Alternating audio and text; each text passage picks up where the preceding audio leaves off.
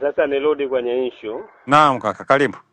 Bwana, tuna ndugu mmoja anaitwa Geoffrey Maseta. Huyu kwa wakati fulani alikuwa joku wetu katika jimbo letu hili. Ndio.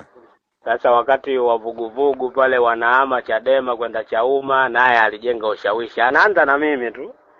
Mimi nikamwambia bwana, sina kazi nzuri ya kwenda kujenga chama, bora niimarishe hapa, wewe nenda tu.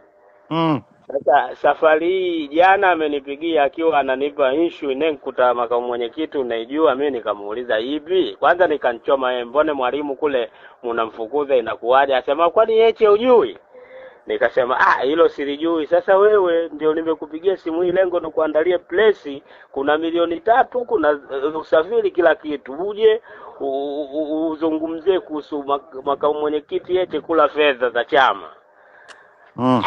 Mimi wakati huo nikamwambia okay, hilo jambo nitalifanyia kazi, lakini niache kesho nitakuwa kamati tendaji. Yaani lengo nitoe fursa ya kufikiria kwamba juu huko tuwapeni picha inayoendelea wanachofanya watu. Ukiona watu wanazungumza kwenye place, basi wamenunuliwa hao. Wanakwenda kukiharibu chama chetu. Sasa inatakiwa namna ya chama juu waseme watu kinachoendelea. Kwa vile hilo ndio nimekuja hapa tukudokeze tuone tunafanyaje. Sawa, nashukuru. Maseta yule na tunapomfahamu na tunafahamiana, na nyie amekuja Ruangwa, mmejenga chama, hali yake mnaijua, hali yenu naifahamu. Maseta ametoa wapi 3,000,000 za ukupa mwenyekiti? Ndio hilo sasa, na mimi najua kabisa kwamba anazitoa wapi.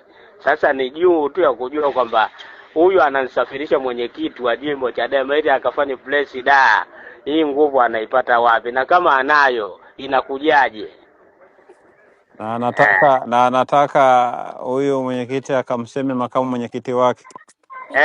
Nikasema makamu mwenyekiti wangu, yaani nikibomoe chama zaidi, katika tamaa makundi yanetu support zaidi.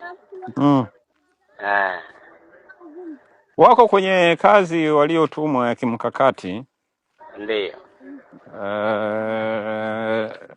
Na bahati nzuri ni kwamba Mungu anasimama na chama chetu. Ndio. Lakini wako watu wamekosa uaminifu, na kama ambavyo umesikia, nafikiri huko Tanga huko umesikia baadhi ya watu wamesema, umesikia yule mtu wa Morogoro. Nimepata, na ndio maana nasema kwamba hivi vitu vinaendelea. Watanga yule nimempata akiwa anasema mambo kama yale, nikajua kumbe hivi 3,000,000 ndio vinakwenda kutuathiri watu.